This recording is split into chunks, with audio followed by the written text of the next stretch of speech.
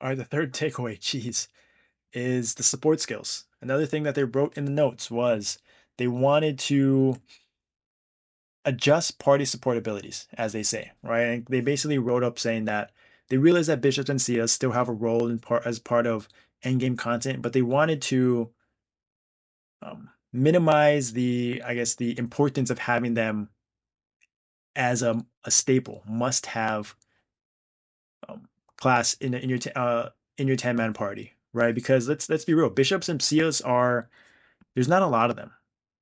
So if you're always relying on doing certain content with them, then it just it just makes it hard for other classes to get opportunities, other players to get opportunities. So, um, and I've experienced that firsthand, where life without a bishop in a will, life without a Sia is different. Is much There's just a lot more room for error with those classes, whether it's through Heaven Door, Benediction. Sia obviously has Hourglass. They have the party iframes. They have HP scaling defensives. Just a lot of options that they have that even with some of the changes that they made over the years, they still are head and shoulders above as far as importance. And so they tried to nerf some of those skills, it seemed like. In Bishop's point of view, they tried to change, some of the things like Advanced Blessing, the party buffs there. They tried to change Benediction, where it wasn't giving as much final damage, uh, and just giving them bishops more damage in general. So kind of treating them sort of like just a DPS class with a few support skills. And then Sia, they changed it where they've added in a separate stun skill, which is huge because it was um, one of the biggest issues was they were stunning with their, I think it's the hourglass skill. I forget what it's called, but they were stunning at inopportune times, right? And it just throws things off. It just allows for more fluidity, allows for Sias to sort of still give their support, but maximize their damage. So they boosted their damage. They made it so buffs are or damage is being output in shorter windows, sort of what the new meta is asking for. More lines and less time. And then it just allows them to, both classes to be treated more as DPSers and not have to sacrifice DPS for support. So very interesting kind of what their thought process was. I think it's um, great for the Sia players and Bishop players. There's just a lot more, you know, I, I think I think they still have that option to be support healer type of class, but they still can do DPS, which is what a lot of people want to do at the end of the day, right? So, um, and then also I had to throw Shades in there as well, kind of for the opposite reason, where they didn't. I guess the funny thing was that they didn't touch Paladins or Phantoms and not really treat them as support classes.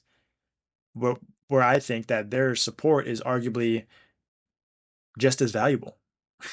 Like single res is probably more valuable than mass res, Bishop's mass res at this point. Phantoms can give time leap. Um, Halleys can give echo and sacral. So there's a lot of benefits to support value that paladins and phantoms have that um, didn't get touched, and I feel like it's still very very strong, right? But then we have to get to Shades. Shades just got absolutely gutted. Um,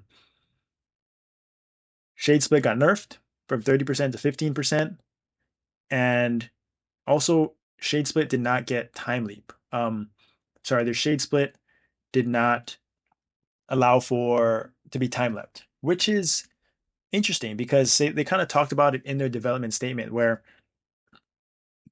it was before each there are phases in each boss. Think of like Archon, each phase, it kind of reset the boss so you could time leap and then split every phase. And they wanted to take that away. So they just decided to not time leap it altogether, which I think was, in my opinion, was the wrong move. I think if this was one of the reasons why they did it, I think they should have just adjusted the actual whale boss or the actual bosses that have the different phases to not be treated as like a new phase, right? Being able to a new boss completely, right? And that probably was challenging, and this was probably the easier route. But I think like um, kind of screwing Shades in that sense, because of certain bosses, is rough. Because apparently this is not something that happened in KMSM.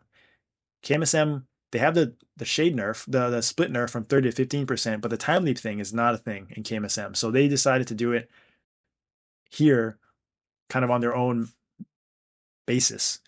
So that's rough. That is rough. And the thing is, Shades damage wasn't that great altogether. They gave them a slight buff, but Spirit Claw felt kind of underwhelming. Their damage felt underwhelming, and there's just not a lot of Shades out there. I just didn't feel like they needed to overhaul everything, for a small percentage of the community when Shades like if people aren't making alt shades, people aren't maining shades, and let alone making alt shades. People are making alt bishops and pallies and phantoms, and even Sias, even. But shade is like that fifth support class that people want to play because it's just the damage isn't great, the and it's just not as even previously to this patch. It wasn't that um, enticing compared to other support classes. So I just felt like Shade's in a rough spot. If I was a Shade player, I'd be tilted. I'd be pissed because sure, take away Shade split, but at least boost our damage like you did for Shade, like you did for Sias, like you did for Bishops, and but yet they kind of didn't get anything.